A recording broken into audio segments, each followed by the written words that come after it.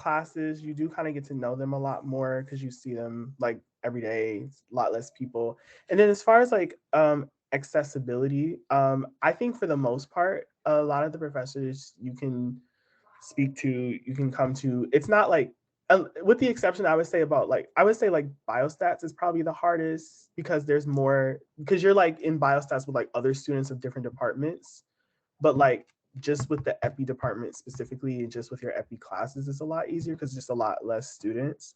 But it really depends too, because some professors, I don't know why they do this, but they'll have like appointment slot, like you have to make like 20-minute appointments, and they'll be like, I think like in the fall we had a professor, there's like 90 students, and he would only have like maybe like like 6 20-minute spots like every 2 weeks or something like that. So there will be like professors like that, but like you can always like send them an email.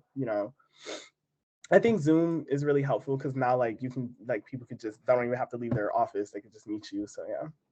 For sure. How many people are in our epidemiology? Is it 90 or so that we started with? It's like it's like 80 or 90 somewhere. Something around there. Just and that's Yeah. just broad because then we Yeah, have that's like like all the that's like subspecialties. yeah, that's like all the specialties. That's the 42 credit, like all Yeah. the. But then like MPH in general, I think what is it Oh, like MPH in 200? general, it's like 300. Something like a lot of people. Yeah, But you really do get to have classes with your epidemiology cohort or HBHE or whatever department yeah. or subspecialty you're in. Um, and yeah, I mean, how much was our biggest class size? Probably Um, biostats, wasn't it? biostats was the biggest. It was 250, and our biostats was, we were still like kind of transitioning out of online. But by the time you get there, we'll probably be fully like in person. But we were like transitioning out of like we were still hybrid. So like our biostats class was 250, but it was like online. So, and I think a lot of people mention this too at the other schools. There Oh, I forgot. I don't remember what I was gonna say, but it'll come back to me. You're fine. And yeah, and like faculty, I feel like the School of Public Health does do a lot of like events, and like epidemiology does a lot of events, and that's a good way to like meet your professors in a more like informal way. Like I think we went football bowling once, and like there were professors there, and that was like the most I'd ever talked to my professors was like throwing a football at some bowling pins. It was weird, but it was cool.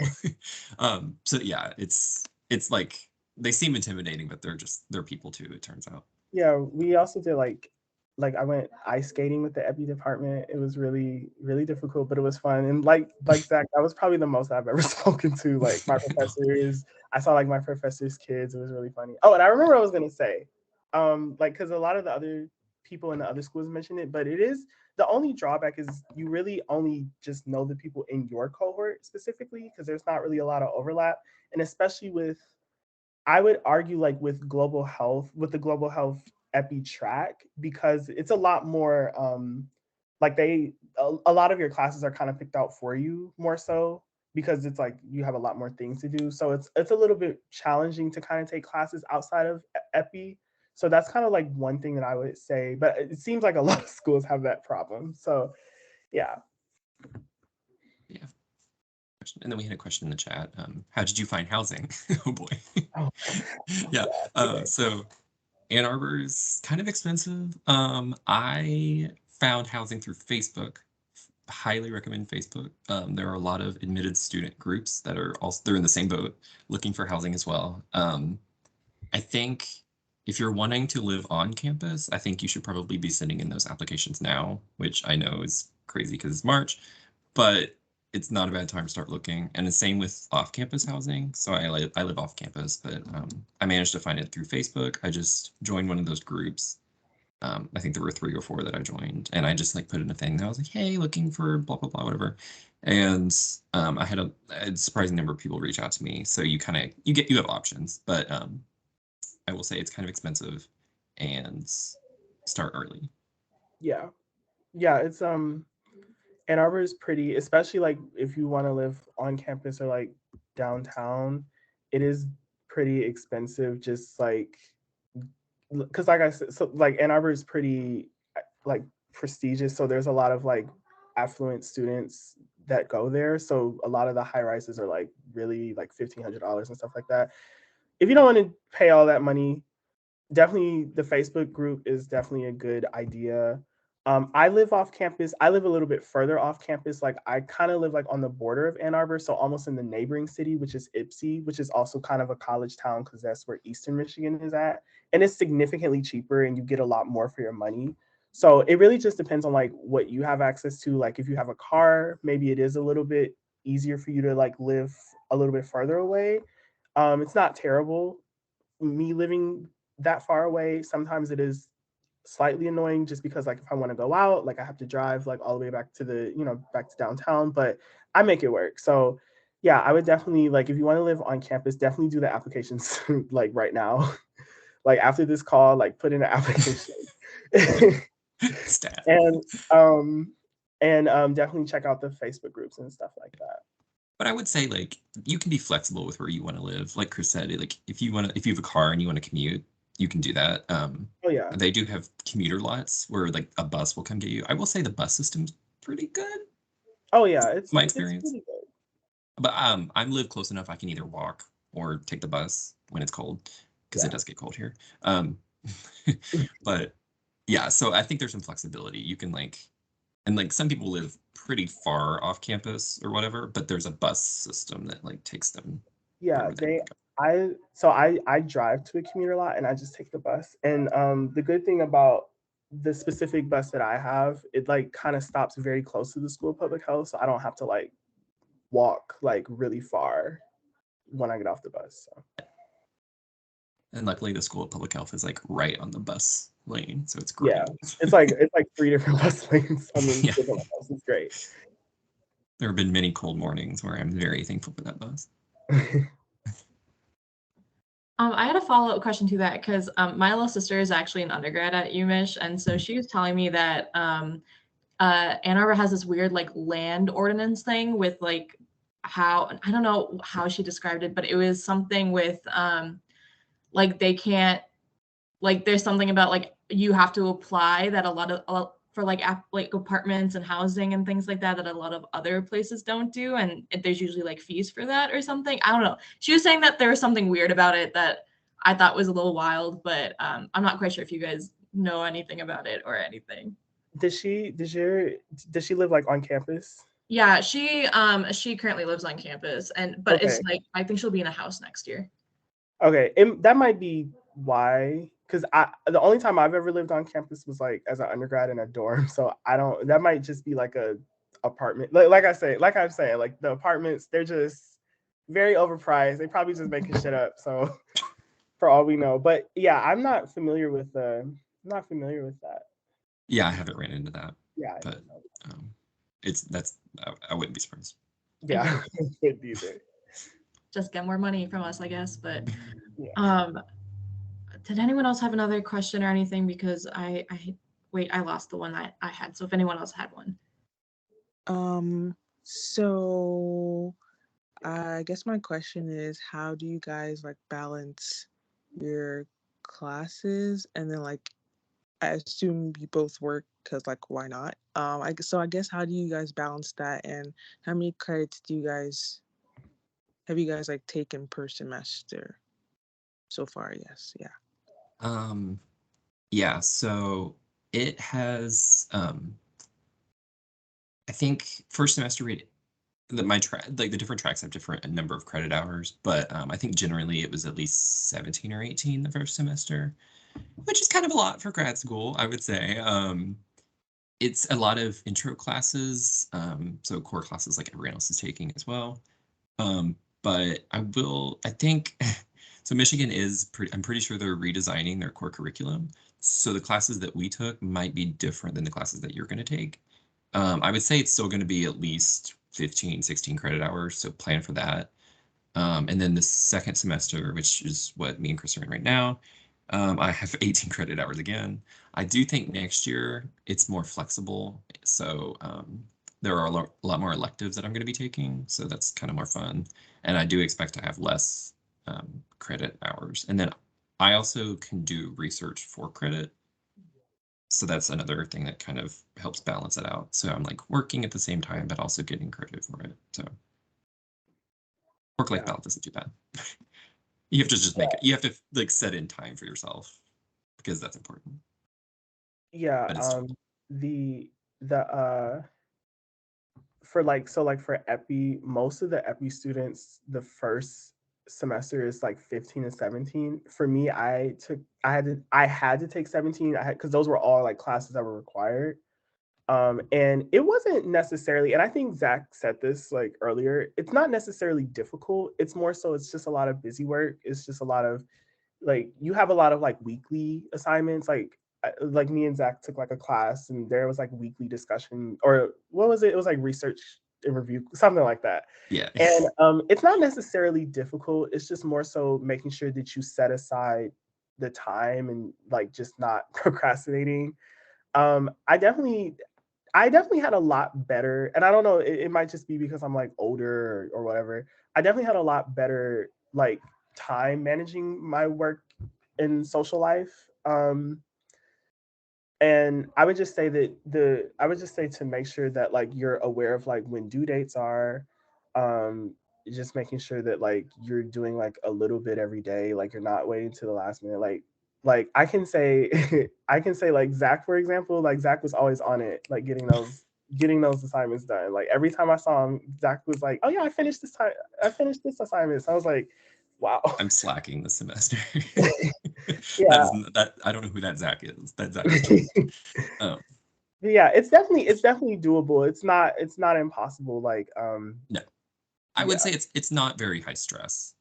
yeah, Like I was much more stressed in undergrad. I feel like they do what they can here to reduce your stress. yeah, and Like oh, go ahead. Sorry. oh, I was just gonna say most of our exams I will say are open note. Like so it's like sometimes even take home. Like so that you're learning the content, but you're not doing it. Like you're not stressing out about it. It's nice. Yeah, and they make it like a point to like say like they're not like gonna fail you. They're not gonna try and fail you. Like so it's really like it's I mean obviously like do the best that you can, like put your best foot forward, but like don't stress out. Like, go out, have fun, make some friends. Network. Right, network. Network. Bouncing off of that a little bit, are there any classes in particular? I know you guys just said it's not like as high stress, but are there any classes that you're like Oh, we well, were just so talking about this. yeah, we were just talking about this. Well, so and you probably won't have to take this because they're redoing the curriculum, but we had to take epidemiology 600. That's the intro epi class. That was like by far like the hardest class because it's not like, I don't know if any of you have ever taken like an epi class.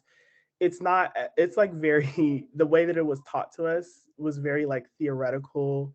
It wasn't a lot of like numbers, it was a lot of like logic, and it was very difficult. The homework, like, and Zach can attest to this because that's probably why we all like are so close, is because we always struggled on the homework. So that was like the hardest class. um that being said, like it was definitely not impossible. Like we passed, everybody passed.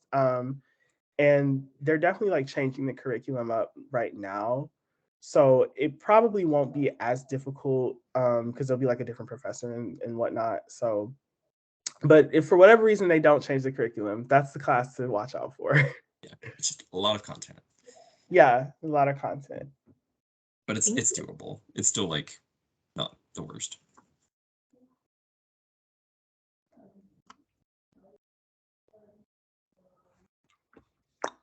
Yeah, I'm trying to think of things I wish I knew like coming into it. Yeah. I will say there is a lot of coding. Oh yeah, That is, there is and a lot of yeah, that's something that I've heard from a lot of other people too. They've like been like, wow, I didn't know this had this much coding. So we code a lot with SAS and R.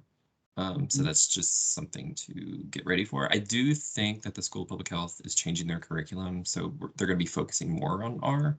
Yeah, they're Brett. focusing more on R. Yeah.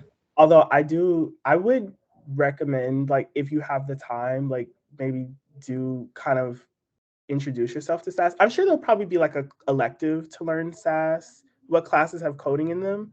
So,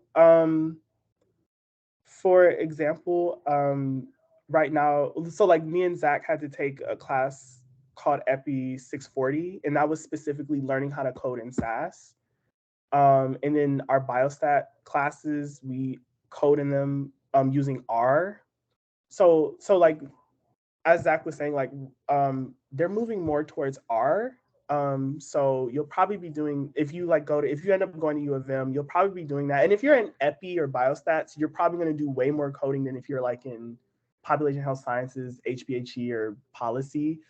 But yeah, I would recommend like if they like don't do SAS, like I would recommend like learning it because they still use it in a lot of government places, whereas R is more like open resource and whatnot. So yeah, quite a few classes in the Epi and biostats department definitely have coding in them. So be prepared. I would say so far we've had 4 classes that we've had used coding in. Five. Forgot about 5. FID 641. Well, for you 5, for me 6. I have to do 6 and then but they also have like some elective ones. Like there's the elective R class that Yeah, is like you can delve more into it if you want. yeah. But yeah, that is something that is like people are like, wow, I didn't expect this. So I guess just prepare yourself for that. But it's still manageable. They don't make it like it's not like computer science coding. It's not like Yeah, hard. yeah. It's not like it's very doable. Like you're not gonna be making like a like a No. chat GBT. Like No, no. It's more just like stat based and like managing yeah, data like sets and stuff like that. like what like linear regression and stuff like that. Very not yeah. Okay, I have another question. Are you involved in like any extracurriculars on campus? Yeah. So I'm only really involved in like a couple. Well, yeah, I'm involved in like a couple. So I'm involved in it's a organization which is really good, by the way. If you decide to go to U of M, you should definitely look into it. It's called Public Health Action Support Team. And they do different they sometimes do like deployments. So sometimes they'll go to like different communities in Michigan, different communities in Ann Arbor or Ypsilanti or Detroit. And they'll even sometimes go like to different states. So I think this past like September, they went to Kentucky after I think it was a flood, or was it a flood? There's a flood. Okay.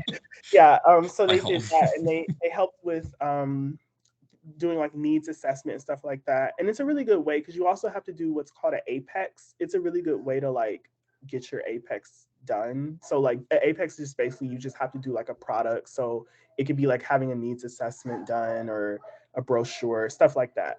So that's what I'm involved in. And through FAST, I've been volunteering at the family center. It's like community family center in Ypsilanti with their food bank. I've been doing that uh, twice a month. So that's been really helpful. I'm also in Public Health Students for African Descent, or it's also called Facade. And it's just like an org that supports Black students in the School of Public Health, so graduate and undergraduate. I have been slacking though. I haven't been going to as many meetings as I want to, but I'm doing that as well. Yeah, there's a lot of organizations in the School of Public Health itself. I think there's like over 40. Yeah. And I think you can find them on their website. They have like all of them listed, but there's a good variety, and like some of them are more active than others. Yeah. And then there are also like obviously organizations or outside of the School of Public Health. Michigan's the big school.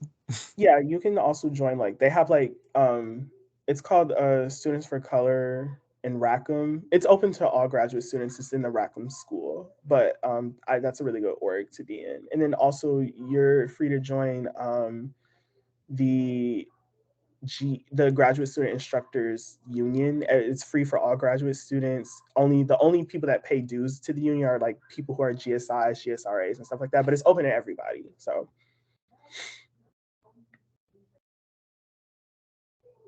Thank you. I have a question. Do you guys think that there's like a good availability of like time of like classes, I guess? Like, do you have like a lot of morning or a lot of afternoon or evening classes? Let me look at my schedule. I would say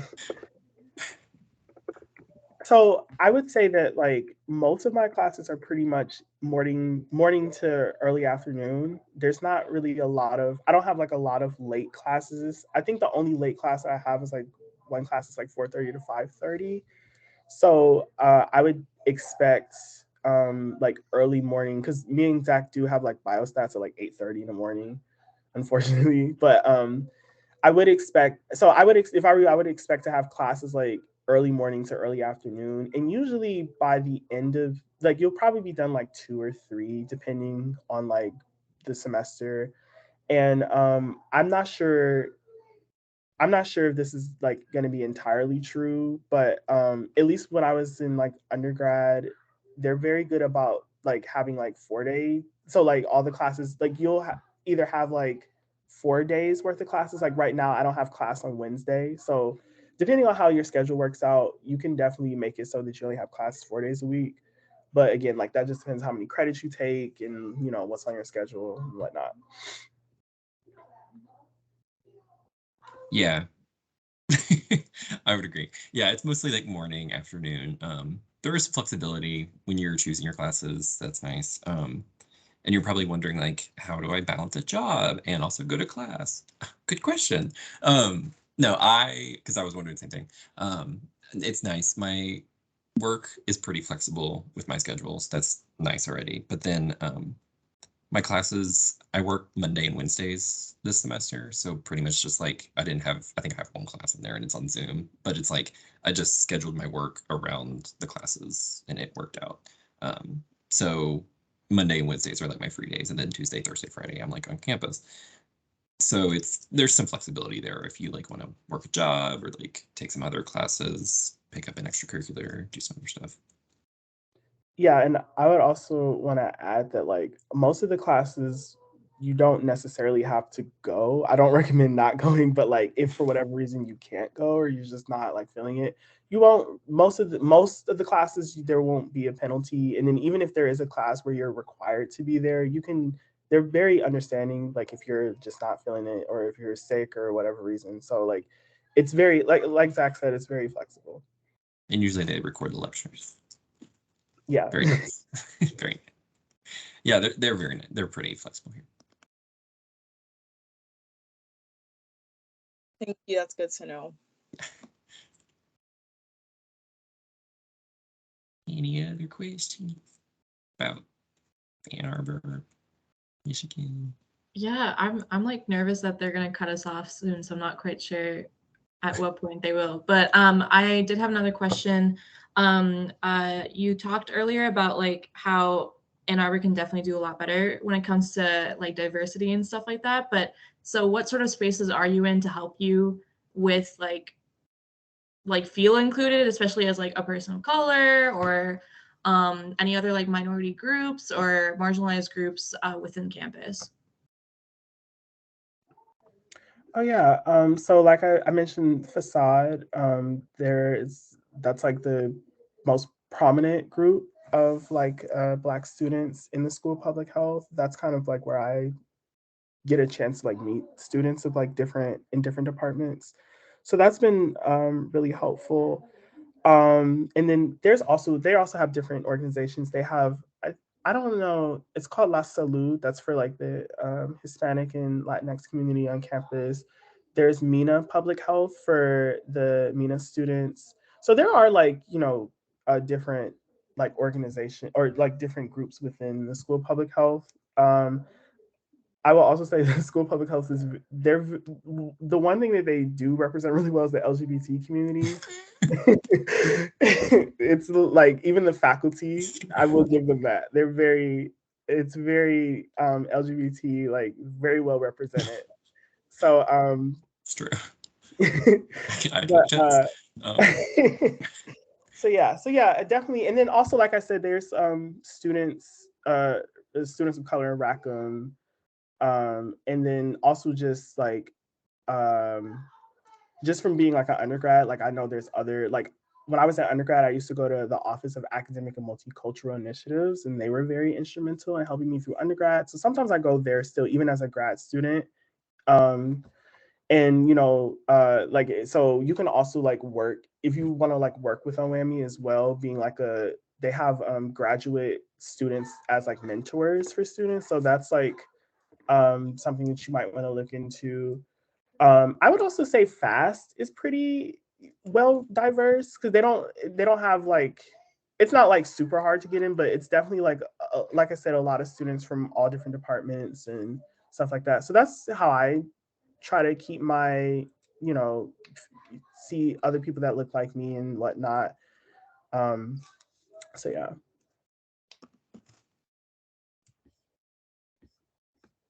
Yeah, I would agree. Thank you.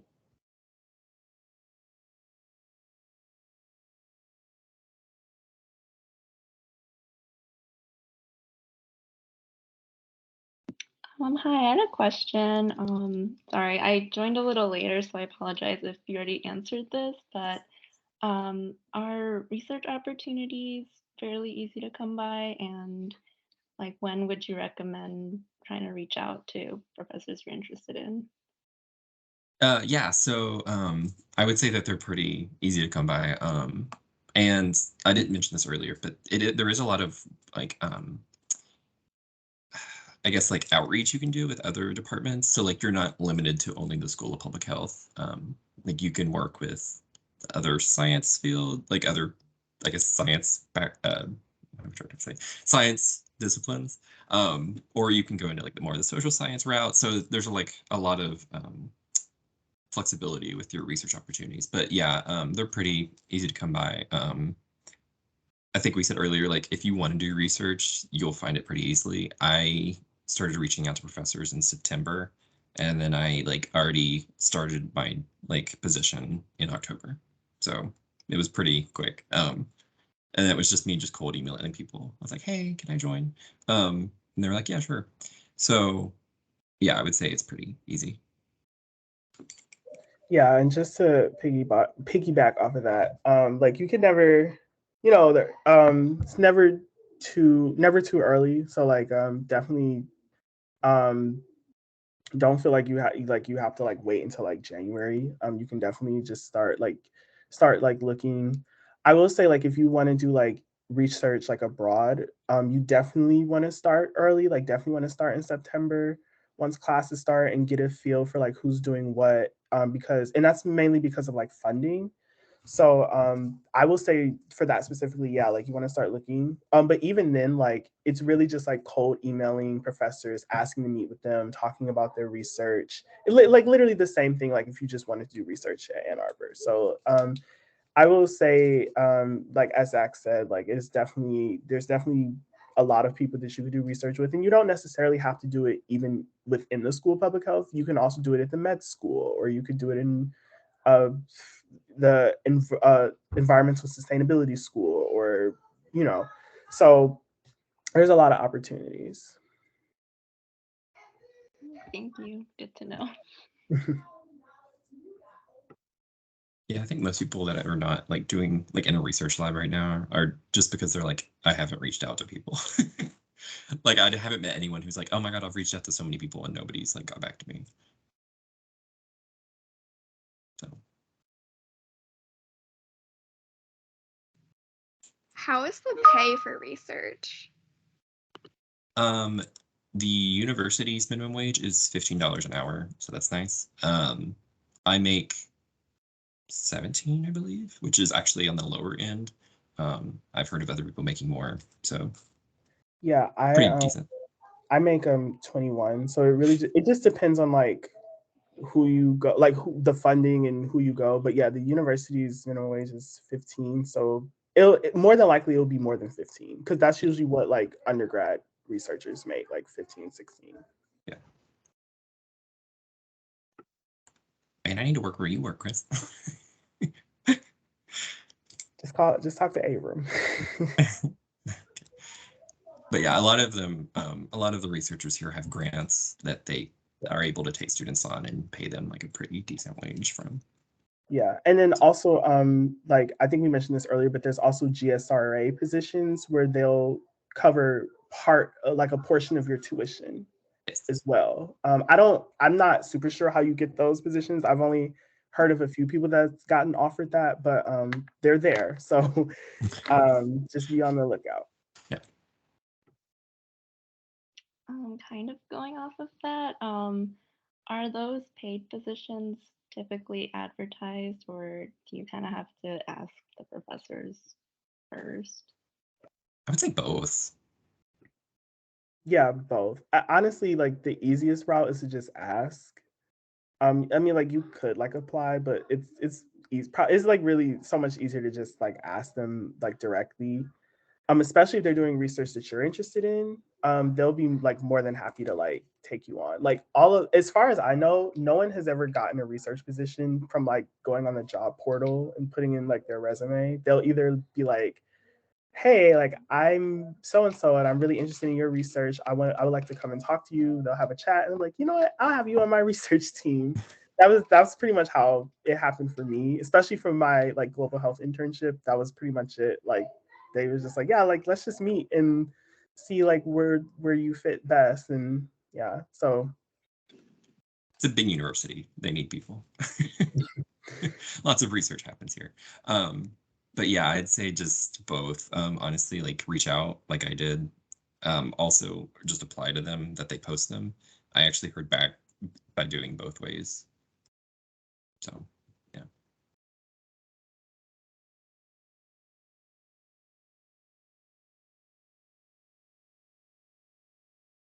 I guess if we have time for another question, I was curious about like, what about like the social life on campus? Is there anything you guys particularly enjoy that you really like, or any other just more of that social culture? Yeah, so Ann Arbor is pretty cool. It's rated a pretty well city. There are a lot of things to do, lots of restaurants to see, lots of coffee shops, which are my favorites. But yeah, I'd say there's a pretty good social life. It is a relatively like young city just because it's mostly Ann Arbor is made up of like University of Michigan. So there's a lot of college students around.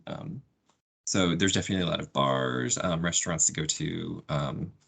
I will say like the School of Public Health does do a lot of like events that are like, let's do a bar crawl, or, that happen more so in the fall. But yeah, I'd say there's a lot of events like socially and yeah, I would say definitely, especially like with the group of people that I hang out with a lot of people in my cohort, so we definitely go to restaurants. Like I'm like a big foodie, so I love going to different restaurants. We have like a theater. You can go see like the School of Music. They perform like once a month, I believe. So like there's definitely stuff to do. I'm a little biased because I'm from Michigan and I think Michigan is kind of just boring in general. But I would say Ann Arbor is pretty. I would say Ann Arbor is probably. It's definitely stuff to do at Ann Arbor. Like if you like want to go out, you can definitely go out. It's not like it's just like dead. It's definitely very. Oh, and definitely like football season. Like if you guys do plan on going to like UMich for school, definitely get student football tickets. I love football season. I don't even like football in general, but I love going to the football games at U of M. They're really great. We have like a really big we have like I think the biggest stadium in the US or something like that. And so definitely like football season is really great and just like the vibe is just amazing. yeah. Yeah. And also Ypsilanti and Detroit are just like right there. So if you're tired of Ann Arbor, you can always just drive or take a bus to Detroit. Yeah, Detroit is really nice during Christmas, especially like the shop. Like it's just really cool. Campus Martius, really good. Thank you.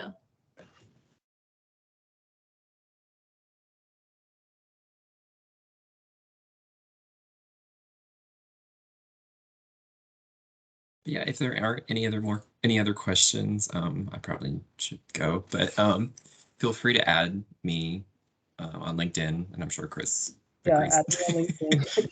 I don't want to speak Reach for you, out but if you have any more questions. Reach out. Yeah. And me and Zach are both first year, so if you guys come to U of M, look out for us next year. yeah.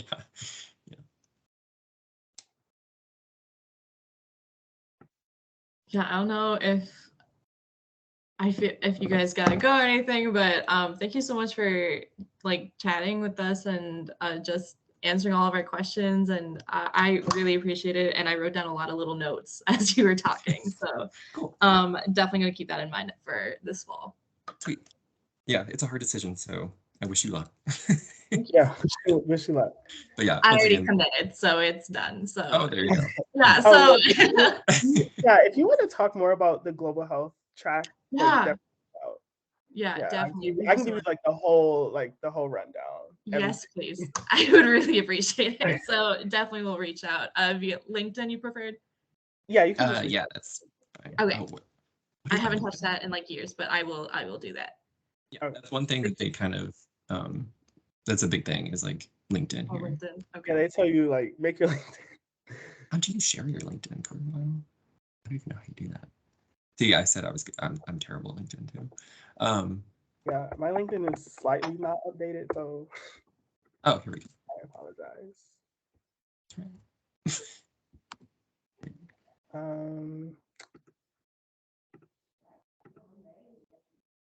Wait, how do I share my LinkedIn?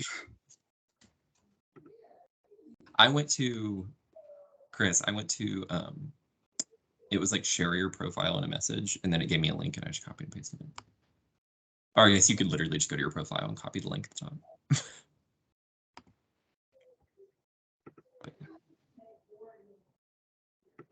Yeah, and thanks, Faith, for inviting us to this. This was kind of fun. Thank you so much, Faith. Yeah. Okay, this is my LinkedIn profile. So definitely like reach out. We can do like a Zoom meeting. Oh, that'd be great. Yeah, my chat for some reason is not loading, but I wrote down your name, so I will. Yeah. I'll look you up. Yeah. Just look up Michigan. Yeah, and just if you can't find me, just type like Ann Arbor, it'll come up. Okay, sounds Yeah. good. Just Thank look for you the picture so of me much. with a mullet. I love it, by the way. I do love the mullet. Thank you. All right. But all right, Thank cool. you. Awesome. Thank you so much. Bye. Bye. Bye.